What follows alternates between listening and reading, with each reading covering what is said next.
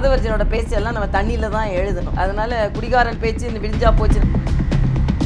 திரிஷா நயன்தாரா குறித்தான விமர்சனங்கள், திரிஷாவை பற்றியும் நயன்தாராவை பற்றி சொன்ன உடனே தமிழச்சி தங்கபாண்டியன் ஆரம்பிச்சு கனிமொழியில் ஆரம்பிச்சு ஒரு குழந்தை அந்த படித்த அந்த +2 பக்கங்கள் அப்படியே திறந்துருக்குதுங்க. இதோ வரேம்மா போயிட்டு இயற்கை உபாதையை கழிச்சிட்டு வரேன் அப்படின்னு சொன்ன பொண்ணு வரவே இல்லைனா. இப்போ நடக்கிற பேச்சுவார்த்தையெல்லாம் டெல்லியில் நடக்குது. அமமுக அவங்க கிட்ட இருந்து பிரிஞ்சவங்க, அதனால அவங்க கிட்ட சில கருத்துக்களை பரிமாறுறதுல அவங்களுக்கு சில தயக்கங்கள் இருக்கு.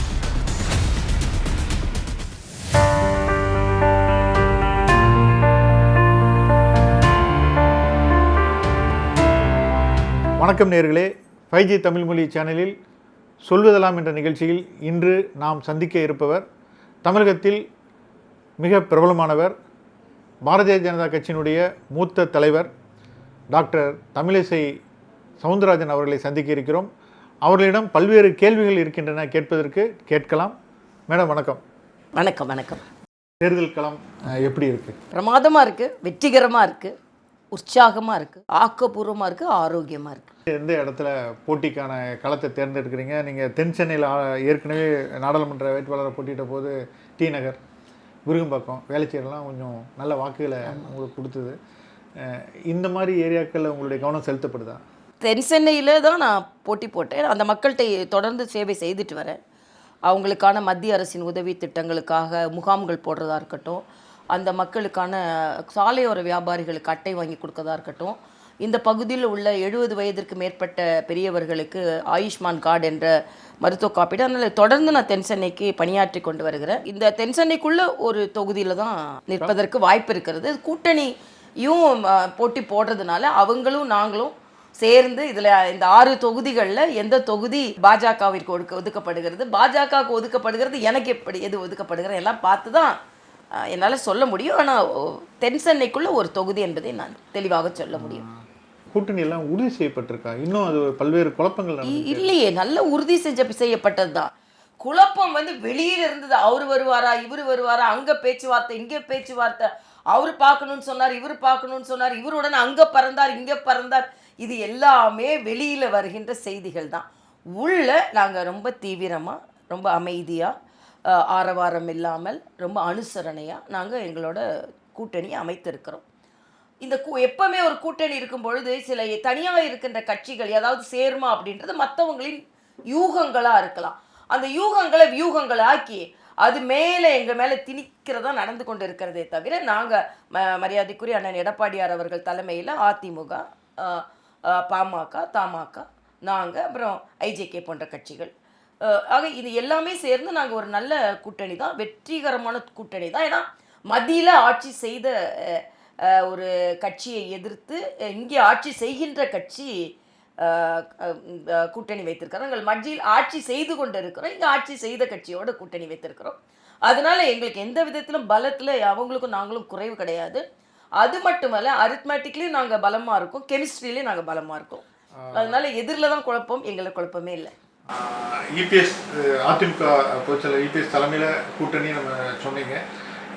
இப்போ நடக்கிற பேச்சுவார்த்தையெல்லாம் டெல்லியில் நடக்குது. டெல்லியில் நடந்தால் என்ன தப்புன்னு நான் கேட்குறேன். டெல்லிக்கு போகிறதே மாநில நிர்வாகத்தை, மாநிலத்தோட சுயாட்சியே விட்டுறோம், மாநிலத்தோட சுயமே போயிடுது அப்படின்னு சீஃப் மினிஸ்டர் சொல்கிறது எந்த விதத்தில் நியாயம்? நான் கேட்டேன், நீங்கள் ஒரு பிரச்சனை வந்த உடனே கனிமொழி யாரை போய் பார்த்தாங்க?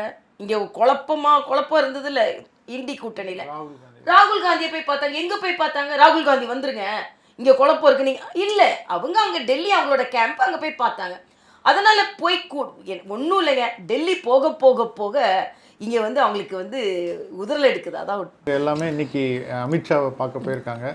திமுக கூட சொல்லுது அமித்ஷா திமுக, அதாவது அதிமுக அமித்ஷா திமுகங்கிற மாதிரி சொல்கிறாங்க. இப்போ சீட்டு குறித்து பேசுகிறது எடப்பாடியார்கிட்ட பேசணுமா, அமித்ஷாட்ட பேசணுமா? அதாவது 2 பேர்ட்டையும் தாங்க பேசணும். அதாவது ஒரு சில கட்சிகள் அண்ணன் எடப்பாடி அவர்களோட வசதியாக பேசுவாங்க. இப்போ பாமகலாம் அவங்க, ஏன்னா அவங்க உள்ளே இல்லாதவங்க, அதனால் அவங்க கூட்டணி கட்சியில் இருக்காங்க. அதே இது அமமுக அவங்கக்கிட்ட இருந்து பிரிஞ்சவங்க, அதனால் அவங்கக்கிட்ட சில கருத்துக்களை பரிமாறுறதுல அவங்களுக்கு சில தயக்கங்கள் இருக்கலாம். அதனால் அவங்க பிஜேபிகிட்ட பேசலாம். யார்கிட்ட பேசுகிறாங்க என்ன பேசுகிறாங்க எல்லாமே எல்லாரும் ஒரே கூட்டணிக்குள்ளே தானே பேசுகிறாங்க. இங்கே வந்து காங்கிரஸில் இருந்துக்கிட்டு தாவாய்க்கால பேசின மாதிரி பேசல. நாங்கள் காங்கிரஸ் உள்ளே இருந்துக்கிட்டு அங்கே விசில் அடிச்சுக்கிட்டு இருந்தாங்களே, அப்படி நாங்கள் பண்ணல. எங்களுக்குள்ளே நான் என்ன கேட்குறேன், உங்கள் கூட்டணிக்குள்ளே இருக்கிறவங்களே விஜய் போன்ற கட்சிகளோட கூட்டணி பேசிக்கிட்டு இருந்ததை நீங்கள் ஒன்றும் சொல்ல மாட்டீங்க.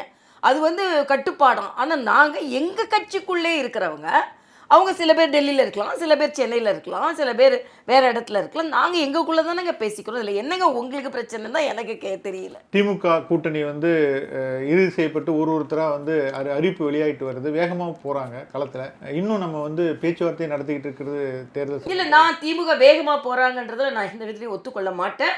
அவங்க வந்து அடிமைத்தனமாக போகிறாங்க, மற்றவங்களை அழுத்தம் கொடுத்து கொண்டு போகிறாங்க. 6 இடம் கொடுத்த இடங்களில் எல்லாரும் 5 வாங்கிக்குவாங்களாம்.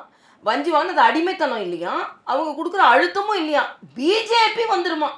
ஆக இன்னைக்கு திமுகவுக்கு பிஜேபி உதவி செஞ்சு கொண்டிருக்கிறது. உங்களோட இடங்களை குறைக்கிறதுக்கு பிஜேபி பூச்சாண்டியை காமித்து நீங்கள் குறைச்சிட்டு இருக்கீங்க. நாங்கள் அப்படிலாம் இல்லை. இன்றைக்கும் அவங்கக்கிட்ட இன்னும் சில கட்சிகள் முழுமையாக பேச்சுவார்த்தை நடைபெறலை. தேர்தல் அறிவிச்சாச்சு, இன்னும் வேட்புமனு தாக்கல் செய்யணும். எப்போவுமே தேர்தல் அறிவித்த பின்பு வேட்புமனு தாக்கல் செய்த பின்பு, தாக்கல் நேரம் வந்த பின்பு கூட கூட்டணிலாம் உறுதி செய்யப்பட்டிருக்கிறதுனால இது தாமதம்னு எடுத்துக்கொள்ள முடியாது. அது மாதிரி அவங்க வேகமாக போகிறோன்னு நான் ஒத்துக்க மாட்டேன், நாங்கள் மெதுவாக போகிறோன்றதை நான் ஒத்துக்க மாட்டேன். தேமுதிகவை நீங்கள் விட்டுட்டீங்களா, அனுப்பிச்சி வச்சிங்களா? இல்லை, அவங்க போயிட்டாங்க, அவ்வளோதான். நாங்கள் விடலை, அவங்க அனுப்பியும் வைக்கல, அவங்க போயிட்டாங்க. அவங்களோட எதிர்பார்ப்புகள் என்னன்னு நமக்கு தெரியாது. அந்த எதிர்பார்ப்புகள் அங்கே நிறைவேற்றிய உடனே அவங்க அங்கே போயிருப்பாங்க. அதனால் அதை பற்றி நாங்கள் ரொம்ப ரொம்ப கவலைப்படலை. இன்னும் சொல்லப்போனால் அங்கே ஓபிஎஸ் அண்ணனாக இருக்கட்டும், பிரேமலதாவாக இருக்கட்டும், அங்கே போனது இவங்களுக்கும் எதிர்மறையான ஒரு ஆற்றல் தான், ரிசல்ட் தான் வரும். அவங்களுக்கும் ஒரு எதிர்மறையான பதில் தான் வரும்னு எனக்கு தோணுது. ஏன்னா அங்கே வந்து போகும்போது மரியாதைக்குரிய கேப்டன் விஜயகாந்த் அவர்கள் எப்படி திமுகவை எதிர்த்தாருன்னு உலகத்துக்கே தெரியும், அவங்க தம்பிகளுக்கும் தெரியும், தங்கைகளுக்கும் தெரியும். அதே மாதிரி ஓபிஎஸ் அம்மா எப்படி ஓபிஎஸ்ஸை வச்சுருந்தாங்க, திமுகவை தீய சக்தின்னு சொல்லிட்டு கடுமையாக எதிர்த்தவங்க கிட்ட போய் தன் ஆராதித்த ஒருத்தர் வந்து அங்கே போய் சேர்றாரு என்பது யாராலையும் ஒத்துக்கொள்ள முடியாது. சில கூட்டணிகளை ஒத்துக்கொள்ளலாம், சில பேரை ஒத்துக்கொள்ளவே முடியாது. மக்களும் ஒத்துக்கொள்ள மாட்டார்கள், அவர்களை தொண்டர்களும் ஒத்துக்கொள்ள மாட்டார்கள். அப்படிப்பட்ட கூட்டணி தான் தேமுதிகவும் அண்ணன் ஓபிஎஸ். அதனால் அதை பற்றி நாங்கள் கவலைப்படலை. ஏற்கனவே நாங்கள் அமைத்திருப்பது மிக மிக மிக பலமான கூட்டணி, வெற்றி கூட்டணி என்பதில் நாங்கள் தெளிவாக இருக்கிறோம். திமுகலேருந்து அடிக்கடி ஒரு வார்த்தை பயன்படுத்துகிறாங்க, பிரதமரும் அமித்ஷாவும் அடிக்கடி தமிழகத்துக்கு வரணும், உங்களுடைய பிரச்சாரம் தான் எங்களுக்கு வந்து வலு சேர்க்குங்கிறாங்க. அது எங்கள் அப்பன் குதிரைக்குள்ள இல்லைன்றது மாதிரி, நான் பயப்படல அப்படின்னு சொல்லிட்டு, அதாவது என்ன வேறு என்ன செய்வாங்க, வாங்க வாங்கன்னா சொல்லுவாங்க. அதாவது இது வந்து இதெல்லாம் இந்த வெளிப்பாடு இருக்கு இல்லையா, அமித்ஷா வரட்டும், அவர் வந்தால் நாங்கள் ஜெயிப்போம், எத்தனை வாட்டி வேணாலும் மோடி வரலாம், இதெல்லாம் வந்து வராங்களே என்ன செய்கிறது அப்படின்னு சொல்லிட்டு. அப்படி பார்த்தா உங்களுக்கு உள்ள அகில பாரத தலைவர்கள் யாரும் அப்படி வரப்போகிறது இல்லை, வந்தாலும் இங்கே ஒன்றும் ஆக போகிறதும் இல்லை. அதனால் மரியாதைக்குரிய பாரத பிரதமர் ஒவ்வொரு வாட்டி வரும்பொழுதும் சும்மா வரலை, வந்த போதெல்லாம் நல்ல நல்ல திட்டங்களை தமிழ் மக்களுக்கு கொடுக்க தான் வந்திருக்கிறார். இதில் தமிழ் மக்கள், இன்றைக்கி நான் வந்து தெலுங்கானாவில் இருந்தேன், அப்போ கேசிஆர் முதலமைச்சராக இருந்தார். எப்போவுமே பிரதமரை வரவேற்க மாட்டார். நான் அடிக்கடி சொல்லுவேன், இது வந்து வர்றவங்கள, வீட்டுக்கு வர்றவங்கள வாங்கன்னு சொல்லுங்கன்னு. வரலை, ஆனால் இன்றைக்கி அவர் யாரும் தேடவும் இல்லை, அவர் வீட்டில் இருக்கிறார். அதே மாதிரி தான் தமிழ்நாட்டிலே ஒரு நிலை வரப்போகுது. ஏன்னா நான் அடிக்கடி இப்போ சொல்கிறது என்னென்னா, ஸ்டாலினாக இருக்கட்டும், உதயநிதியாக இருக்கட்டும், தமிழின் அடிப்படை நாதமான கலாச்சாரத்தை அசைத்து பார்க்கிறார்கள் நான் சொல்கிறேன். தமிழுக்காக நாங்கள் வாழ்கிறோன்னு சொல்கிற அவங்க தமிழ் கலாச்சாரத்தை அசைத்து பார்த்து கொண்டு இருக்கிறார். ஏன்னா நம்ம வந்தாரை வாழ வைக்கும் தமிழகம். யாராலும் வந்தால் நம்ம வீட்டுக்கு வாங்க அப்படின்னு சொல்கிறது நம்ம கலாச்சாரம். எவ்வளோ பெரிய பகையாளியாக இருந்தாலும் வாங்கன்னு சொல்லி நம்ம கலாச்சாரம். வந்த மூஞ்சி திருப்பிக்கு நம்ம கலாச்சாரம் இல்லை. அதே மாதிரி யாராவது நமக்கு திட்டங்கள் கொடுத்து அதுக்கு நன்றின்னு சொல்கிறது நம்ம கலாச்சாரம் இல்லை. நாங்கள் ஏற்றுக்கொள்ள மாட்டேன்னு சொல்கிறது நம்ம கலாச்சாரம் இல்லை. இன்னொரு மாநிலத்தை சார்ந்தவர்களை போற்றுகிறது நம்ம கலாச்சாரம். இன்னொரு மாநிலத்தை சார்ந்தவனே நீ பாத்ரூம் கழுவதான் லாய்க்கு, நீ பீடா விற்கிறதா லாய்க்குன்னு சொல்கிறது நம்ம கலாச்சாரம் இல்லை. ஆக தமிழ் மக்களுக்கு, தமிழ் இளைஞர்களுக்கு எந்த கலாச்சாரத்தை இவங்க சொல்லிக் கொடுக்குறாங்க. அதனால இன்னைக்கு கலாச்சாரத்தை மீட்டெடுக்க வேண்டிய நிலையில் நாங்கள் இருக்கிறோம் என்பதை நான் தெரிவித்துக் கொள்கிறேன். திமுக ஆட்சியினுடைய 5 ஆண்டு கால திட்டங்கள், அவங்க இப்போ அறிவிப்புகள், இதெல்லாம் உங்களுடைய கூட்டணிக்கு என்ன மாதிரியான ஒரு வலு? எங்க கூட்டணிக்கு வலுதான் சேர்க்குது. அவங்க கூட்டணி தான் வலிமை இழந்து போய் கொண்டு இருக்கிறது. அவசரமா திட்டங்கள். நான் கேட்குறேன், 5 வருஷம் ஆட்சி செஞ்சீங்கல்ல, அப்போ பல திட்டங்களை கொண்டு வந்திருக்கலாம்ல. அவங்க 5 வருஷம் ஆட்சி செய்ததில் பல திட்டங்கள் அவங்க சொன்ன வாக்குறுதிகள் பல நிறைவேற்றப்படலை. எல்லாத்துக்கும் வீட்டில இருந்தே வருவோமே, 100 ரூபாய் கேஸுக்கு மானியம்னு கொடுத்தாங்க, அதை நிறைவேற்றலை. அதே மாதிரி 100 நாள் வேலை வாய்ப்பு திட்டத்தில் அதிகரிக்கிறேன்னு சொன்னாங்க, அதை அவங்க செய்யலை. அதே மாதிரி அவங்க வந்து பெட்ரோல் டீசல் விலையை குறைப்பேன்னாங்க, குறைக்கல. எல்லாத்தோட இந்த கரண்ட்டு அப்பப்போ ரீடிங் எடுப்போம் மாதத்துக்குன்னாங்க, அதையும் செய்யலை. நம்ம ஆசிரியர்கள், இடைநிலை ஆசிரியர்கள் போராடி கொண்டிருந்தாங்க. அப்போ ஸ்டாலின் அங்கே போய் உட்காந்துட்டு உங்களெல்லாம் நிரந்தரப்படுத்திடுவோன்னாரு, அவங்கள நிரந்தரப்படுத்தலை. கரோனாவுக்கு கொடுக்க வேண்டிய உதவியை மருத்துவர்களுக்கு கொடுக்கல. அங்கன்வாடி ஊழியர்கள் போராடி கொண்டு இருக்கிறார்கள். அதனால அவங்களோட திட்டங்கள் எதுவுமே மக்கள்கிட்ட சேரலை, ஒரு தற்காலிகமான திட்டங்களாக இருக்கிறது. அதனால் நிச்சயமாக 2500 ரூபா ஒரு பெண்ணுக்கு கொடுத்துட்டு 1000 ரூபா கொடுத்தாங்க, இனிமேல் 2000 கொடுக்குறேன்னு சொல்லியிருக்காங்க. ஒரு கணக்கெடுப்பு என்ன சொல்லுதுன்னா, டாஸ்மாக் மூலமாக ஒரு குடித்து கொண்டு இருக்கின்ற ஒரு குடும்பத் தலைவர் மூலமாக 6000 டாஸ்மாக்கு போயிடுது அப்படின்றாங்க. இப்போ டாஸ்மாக்கு குறைக்கிறேன்னு சொன்னீங்களா இல்லையா? டாஸ்மாக்கு குறைக்கலை. அப்போ 1000 ரூபாய் கொடுத்துட்டு 6000 ரூபாய் பிடுங்குறதுல என்ன நீங்கள் திட்டம் கொண்டு போகிறீங்க? அதே மாதிரி போக்குவரத்தில் அக்காங்களுக்கெல்லாம் இலவசன்னு சொல்கிறீங்க, பேருந்துன்னு சொல்கிறீங்க. ஆனால் 28,000 கோடியாக இருந்த போக்குவரத்து கழகத்தோட கடன் 58,000 கோடியாக மாறி இருக்கு.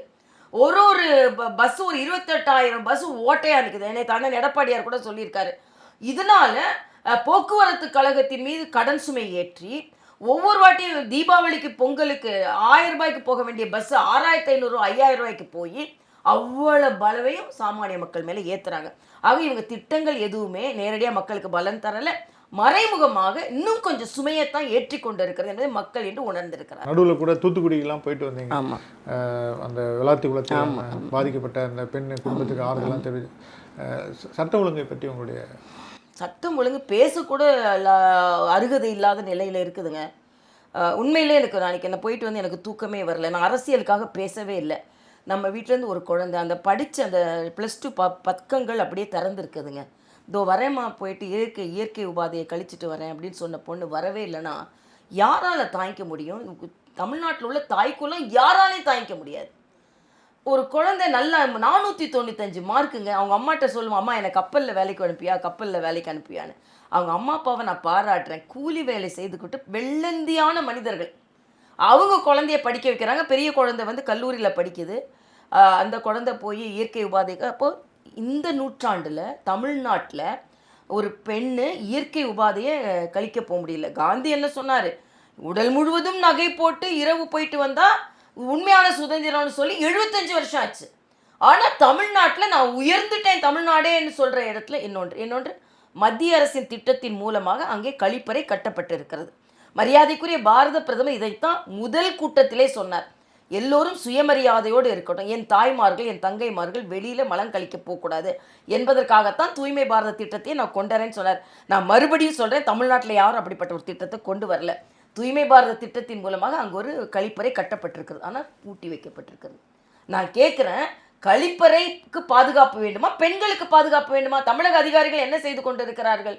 அந்த பூட்டப்பட்ட கழிப்பறை உள்ள ஒரே புதர் மண்டி இருக்கின்ற இடம், அங்கே தான் அந்த பெண்ணு பாதிக்கப்பட்டிருக்கிறாள். அது மட்டும் இல்லை, 10 நாள் ஆகியும் அப்புறம் நேற்று தான் நாங்கள் எல்லா சிசிடிவியும் பார்த்தோம். அவன் அப்படி போனால் இப்படி நினைக்கிறேன். அந்த குற்றவாளி ஏன் கண்காணிக்கலை? நீங்கள் குற்றம் செஞ்சவன் தானே, அவன் அங்கே சுற்றிட்டு இருக்கான்ல. அப்போ என்னொரு குழந்தைய கொன்னப்புறம் தான் நீ பிடிப்பியா, இல்லை கொன்னப்புறம் தான் நீ கண்காணிப்பியா? ரொம்ப வேதனைங்க. அதனால் நீங்கள் பெண்களுக்கு 1000 கொடுக்குறேன்னு சொல்லுங்கள், அதை கொடுக்குறேன் இதை கொடுக்குறேன், பஸ் இல்லைங்க. சுயமரியாதை பெண்களுக்கு வேணும், பெண்களுக்கு பாதுகாப்பு வேணும். எக்கனாமிக் எம்பவர்மெண்ட்டை விட சோஷியல் எம்பவர்மெண்ட் மிக மிக முக்கியம். சோஷியல் எம்பவர்மெண்ட் தமிழ்நாட்டில் இல்லை. அதனால நிச்சயமாக இந்த ஆட்சி திருப்பி வரக்கூடாது. ஒரு நிர்பயாக்காக டெல்லியில் ஆட்சி இழந்ததை மாதிரி இங்கே இந்த பொண்ணுக்காக இந்த ஆட்சி இழந்து தான் ஆகணும். ஏனென்றால் பெண்களுக்கு பாதுகாப்பில் இது ஒரு சம்பவம் இல்லை, தொடர் சம்பவங்கள் என்பதை நான் தெரிவித்துக் கொள்கிறேன். சமீப காலமாக வந்து திரிஷா நயன்தாரா குறித்தான விமர்சனங்கள் அதிகமாக பகிரப்பட்டது. இல்லை, இதுக்கும் நான் வந்து கடுமையான ஒரு கருத்தை இங்கே சொல்கிறேன். திரிஷாவை பற்றியும் நயன்தாராவை பற்றி சொன்ன உடனே தமிழச்சி தங்கபாண்டியன்ல ஆரம்பிச்சு, கனிமொழியில் ஆரம்பிச்சு, அக்கா ஜோதிமணி சகோதரி ஜோதிமணிலாம் எல்லாரும் ஒரு வார்த்தைக்கு கண்டனம் தெரிவித்தவங்க வாழ்க்கைக்கு கண்டனம் தெரிவிக்கல. அந்த பொண்ணு இறந்துருக்கா, அப்போ யார் வாயை திறக்கல? மதுராந்தகத்துக்கிட்ட ஒரு குழந்தை, 14 வயசு குழந்தை பாலியல் பலாத்காரம் செய்யப்பட்டு 16 கிலோமீட்டர் நடந்தே போயிருக்கு. போய் போலீஸ் ஸ்டேஷன் கதவை தட்டி எனக்கு இப்படி ஆயிருக்கு அப்படின்னு சொல்லக்கூடிய ஒரு நிலையில தமிழ்நாடு இருக்குது. அப்ப யாரும் வாயை திறக்கல. ஆக ஒரு வார்த்தைக்கு வாயை திறக்கும் இவர்கள் எல்லாம் ஏன் வாழ்க்கை பாதிக்கப்படும்போது வாயை திறக்கலன்னு தான் எனது கேள்வி. ஆக எல்லாமே அரசியல். இந்த பிரச்சனையை நம்ம எதிர்த்து சொல்லிட்டா முதலமைச்சர் கோச்சிக்குவாரு, இடம் கொடுக்கறதுல கோச்சிக்குவார், நம்ம வெற்றி பெறுவதில் பாதிப்பு இருக்கும் அப்படின்னு எல்லாம் வாயை மூடிட்டு இருக்காங்க. ஆனால் என்னை பொறுத்த மட்டில் பெண்களுக்கு எது வந்தாலும் எல்லாரும் சேர்ந்தா குரல் கொடுக்கணும். வார்த்தைகளுக்கு இருக்கின்ற சலசலப்பும் எதிர்குரலும் பெண்களின் வாழ்க்கை பாதிக்கப்படும் போது இல்லை என்பது யதார்த்தமான உண்மை. நான் என்ன சொல்ல போனால் இண்டி கூட்டணி கட்சிகள் எத்தனை பேர் இதுக்கு எதிர்ப்பு தெரிவித்தாங்க? மெதுவா ஒரு நாள் 2 நாள் கழிச்சு சிஎம் கோச்சிக்க கூடாது அப்படின்னு நினச்சி தான் எதிர்ப்பு தெரிவிக்கிறாங்க. அதனால வார்த்தைகள் சொன்ன உடனே, அதனால தான் தமிழ்நாடு உணர்வு பூர்வமான அரசியலிருந்து உண்மையான அரசியலுக்கு போகணுங்க. இது எனது ஆதங்கம். உங்க கூட்டணி சேர்ந்தவர்களும் விமர்சனம் வைக்கப்பட்டது நயன்தாரா மேல. இல்லை, அதைத்தான் நான் சொல்றேன். நான் யார் பேசுறது நான் நியாயப்படுத்தலை. ஆனால் இது மாதிரி வார்த்தைகள் விழும்போது வருகின்ற எதிர்குரல் வாழ்க்கை பாதிக்கப்படும் போது வரவில்லையே என்றுதான் எனது ஆதங்கம். அப்போ எல்லாமே ஒரு அரசியல். அந்த அரசியல் யாரும் பெண்களை எதிர்த்து பேசுறதோ இல்லைன்னா நடிகைகளை எதிர்த்து பேசுறதோ யாரும் ஒப்புக்கொள்ளவில்லை, யாரும் அதை ஆதரிக்கவும் இல்லை. ஆனால் அதுக்கு உடனே பொங்கி எழுபவர்கள் உண்மையாக வாழ்க்கை பாதிக்கப்படும் பொழுது அதற்கான ஒரு மௌனத்தை பாதுகாக்கிறார்கள். ஏன்னா சகோதரி கனிமொழியே டாஸ்மாகை ஒழிக்கணும்னு சொல்லும்போது என்ன சொன்னாங்க? விதைவுகள் அதிகமாயிட்டாங்க, டாஸ்மாகெல்லாம் ஒழிக்க என்ன நடவடிக்கை எடுக்கப்பட்டதுன்றதான் எனது கேள்வியாக இருக்குது. டாக்டர் ராமதாஸ் சசிகலா தலைமையில் ஒரு கூட்டணி உருவாகிருக்கு. டாக்டர் ராமதாஸ் சசிகலாவுடைய வருகை உங்கள் கூட்டணிக்கு வரமா அல்லது பாதிப்பா? இல்லை, எங்கள் கூட்டணிக்கு எந்த பாதிப்பும் இல்லைங்க. இங்கே 2 முனை போட்டி தாங்க. ஒன்று திமுக, அதிமுக. ஓகே, கூட்டணி கொள்கை ரீதியாகவும் 2 முனை போட்டி தான். கட்சி ரீதியாக பல முனை போட்டியாக தெரியலாம், நான் கொள்கை ரீதியாக 2 முனை போட்டி தான். ஒன்று திமுக ஆட்சிக்கு வர வேண்டும், திமுக ஆட்சிக்கு வரக்கூடாது. திமுக ஆட்சிக்கு வரக்கூடாது என்ற அணியில் இருக்கிறவங்க தான் அதிகமான பேர் இருக்கிறாங்க. இந்த அணிகள் மக்கள் எப்போவே புத்திசாலிகளாகத்தான் ஓட்டு போடுவாங்க. எந்த அணி வெற்றி பெற போகிறது? அப்போ எதிரணியில் நிறையா பேர் திமுக ஆட்சியை எதிர்த்தாலும் ஒட்டுமொத்தமாக ஒரு அணிக்கு போட்டால் தான் அவங்க வெற்றி பெற முடியும் என்பதை மக்கள் உணர்ந்திருக்கிறார்கள். அதனால் மரியாதைக்குரிய பெரியவர் ராமதாஸ் அவர்களோட திமுக எதிர்பிரச்சாரமாக இருக்கட்டும், மரியாதைக்குரிய நம்ம சசிகலா அவர்களோட திமுக எதிர்பிரச்சாரமாக இருக்கட்டும், மரியாதைக்குரிய விஜய் அவர்களுடைய எதிர்பிரச்சாரமாக இருக்கட்டும், மரியாதைக்குரிய சீமான் அவர்களுடைய எதிர்பிரச்சாரமாக இருக்கட்டும், இந்த எதிர்பிரச்சாரம் எல்லாமே கொள்கை ரீதியாக எங்களுக்கு பலன் தரும். ஆக அவங்களை எதிர்ப்பு குரல் கொடுக்கறதும் நாங்கள் எதிர்ப்பு குரல் கொடுக்கறதும் எல்லா குரலும் ஒன்றாக மக்களிடம் திமுக எதிர்ப்பு குரலாகத்தான் போய் சேரும். அப்போ அது எங்களுக்கு வாக்காக வரும். அதனால தான் நாங்கள் பலமாகவும் இருக்கிறோம், பலவீனமாக அவர்கள் இருக்கிறார்கள்னு நான் சொல்கிறேன். விஜய் சொல்லியிருக்காரு, பாஜக களத்திலே இல்லை, எங்களுக்கும் திமுகவுக்கு தான் சொல்கிறாரு. அதை யாரும் நம்ப மாட்டாங்க. ஒரு வசனம் பேசின மாதிரி பேசினா எப்படி நம்புவாங்க? பாஜக ஒரு 11.5% வாங்கிய பாஜக, கூட்டணியோடு சேர்ந்து 18% வாங்கிய பாஜக இது வரைக்கும் தமிழ்நாட்டில் பல மாநாடுகளை நடத்தி பிரதமர் வருகின்ற மிகப்பெரிய கூட்டங்களை நடத்தி ஒரு கட்சியாக வலம் வந்து கொண்டிருக்கின்ற பாஜக, நான் கட்சியில் சேர்ந்து 27 வருஷம் ஆச்சு. அதுக்கு முன்னால் கட்சி ஒரு வயதான கட்சி. இன்றைக்கி தான் வந்துக்கிட்டு இன்னும் ப்ரூவே பண்ணலை. என்னோட அதிகாரப்பூர்வமாக நமக்கு எவ்வளோ ஓட்டு வங்கின்னு கூட தெரியாது. ஆனால் அவர் தனக்கும் திமுகவுக்கும் தான் போட்டின்னு சொல்கிறத யாரும் ஒத்துக்கொள்ள போகிறதில்ல. அரசியலில் இது புதிய வசனங்களை நாம் கேட்க வேண்டியிருக்கிறது. அந்த வசனங்களாகத்தான் இருக்கும். நிச்சயமாக அது ஒரு தீர்ப்பாக மாறாதுன்றது எனது கருத்து. மத்திய அரசு விஜய் கட்சியை கூட்டணியில் சேர்ப்பதுக்கு அழுத்தம் கொடுத்தது. 90 சீட்டு வரைக்கும் எங்களுக்கு ஆஃபர் பண்ணாங்க, 2 வருஷத்துக்கு ஒரு முறை முதலமைச்சராக மாற்றிக்கொள்ளலாம்னு சொன்னாங்க. ஆதவ அர்ஜுனா சொல்றாரு, நீங்க அழுத்தம் கொடுத்தீங்களா? சிரிக்கிறத தவிர எனக்கு வேற எதுவும் தெரியல. விஜய் என்ன சொல்றாரு? நாங்கள் யார்ட்டையும் கூட்டணி போல பேசலைன்றாரு. ஆதவ அர்ஜுனா நாளைக்கு ஒன்று பேசுவார். அதனால் ஆதவ அர்ஜுனோட பேச்செல்லாம் நம்ம தண்ணியில் தான் எழுதணும். அதனால் குடிகாரன் பேச்சு விடிஞ்சா போச்சுன்னு வேறு, ஆதவ அர்ஜுனா பேச்சு விடிஞ்சா போச்சுன்னு ஒரு பழமொழியே ஏற்றுக்கலாம். சும்மா அவர் எதையோ ஒன்று பேசுவாருங்க. அவங்க கட்சி தலைவர்களே அது ஆமோதிக்கலை. அதனால் அப்படிலாம் பேசலை. மரியாதைக்குரிய அண்ணன் எடப்பாடியார் அவர்கள் எங்கள் கூட விஜய் கூட்டணி பேசலைன்னு சொல்லிட்டாங்க. பியூஷ் கோயல், மரியாதைக்குரிய பியூஷ் கோயல்கிட்ட கேட்கும்போது அப்படியே ஒருவேளை பேச்சுவார்த்தை நடந்ததுன்னா எங்கள் கூட்டணி தலைவராக இருக்கின்ற அண்ணன் எடப்பாடியார்கிட்ட தான் நடந்திருக்க வேண்டும்னு சொன்னார். அண்ணன் எடப்பாடியார் இல்லை, எங்ககிட்ட நடக்கலைன்னு சொல்லிட்டார். இதுக்கு மேலே என்னங்க கிளாரிட்டி வேணும் உங்களுக்கு? எல்லாரும் ஒரு கதை கட்டி அதுக்கு வசனம் எழுதி அதுக்கு டைரக்ஷன் பண்ணி அந்த படத்தையும் ரிலீஸ் பண்ணால் அதில் பங்கே இல்லாத நாங்கள் எப்படி அதுக்கு உரிமை கொண்டாட முடியுன்றது எனது கருத்து. ஆதவ அர்ஜுனா பற்றி நீங்கள் சொன்னீங்க, அவர் ரஜினியை பற்றி கடும் விமர்சனத்தை எழுப்பியிருந்தார். அதுக்கு பல்வேறு கண்டனங்கள் தெரிவித்தாங்க. நீங்கள் தொடர்ந்து அவருடைய பேச்சுக்கள் எல்லாமே வந்து ஒரு எல்லை மீறி போகுதுன்னு நினைக்கிறீங்களா? எல்லை மீறி போகுது, தொல்லை தருவதாகவும் இருக்குது. விஜய்க்கு தொல்லை தருவதாக இருப்பதே அவர்களை போன்றவர்கள் தான், சுற்றி இருப்பவர்கள் தான். ஏன்னா அவர் என்ன நினைக்கிறாருன்னு தெரியாமல் இவங்கெல்லாம் பேசி கொண்டு இருக்கிறார்கள். ரஜினி வந்து ஒரு நாகரிகமாக, ஒரு டிக்னிஃபைடாக தன்னை அரசியலிருந்து தன்னை ஒதுக்கி கொண்டார். இப்போ அதை பற்றி பேச வேண்டிய சூழ்நிலை ஏன் வருது, எதற்கு வருகிறது? ஸோ ஏதோ ஒன்று பேசினா ஒரு சலசலப்பை ஏற்படுத்தும்னு இப்போல்லாம் நான் வந்து அடிக்கடி சொல்வதுண்டு. முதல்லாம் தலைவர்கள், சில தலைவர்களை சொல்ல முடியாது, சில அரசியல்வாதிகள் புதுசாக பிரபலமாக வேண்டும் என்று நினைப்பவர்கள் தான் என்ன நினைக்கிறோன்னு பேசுகிறத விட தன்னோட ஸ்ட்ராட்டஜிஸ்ட் என்ன இன்னைக்கு இதை பேசுங்க கொஞ்சம் சலசலப்பு வரும் அப்படின்னு சில பேர் ஆரம்பிச்சிருக்காங்க. அதில் இது ஒன்றுன்னு நான் நினைக்கிறேன். சீமான் அவர்கள் வந்து ஒரு தேர்தல் அறிக்கை வந்து வெளியிட்டிருக்காரு. ஆல்ரெடி நீங்கள் ஒரு கோஷம் வச்சுருந்தீங்க, தமிழகத்தை வந்து இரண்டாக பிரிக்கிறது, ஒன்று தமிழ்நாடு இன்னொன்று கோவைன்னு. இப்போ அவர் 5 தலைநகரங்களை உருவாக்கணுங்கிறாரு, அரசு வேலை அனைவருக்குங்கிறாரு. சாத்தியமா? இல்லை, வந்து அவர் வந்து மாநில அரசுக்கும் மத்திய அரசிற்கும் இல்லை, ஜனநாயக முறைப்படி என்ன அதிகாரம்ன்றது இல்லை. இப்போது பெண்களுக்காக தனி தொகுதி கொடுக்குறேன்றாரு, அது மாநில அதிகாரத்துக்குள்ளவே இல்லை. ஆனால் பெண்களுக்கான இடஒதுக்கீடு வந்தால் அது மாதிரி தானாக வரப்போகுது. அதனால் அது அவர் அதே மாதிரி உடனே தலைநகர்களை பிரிக்கிறதும் உடனே அது சாத்தியம் இல்லை.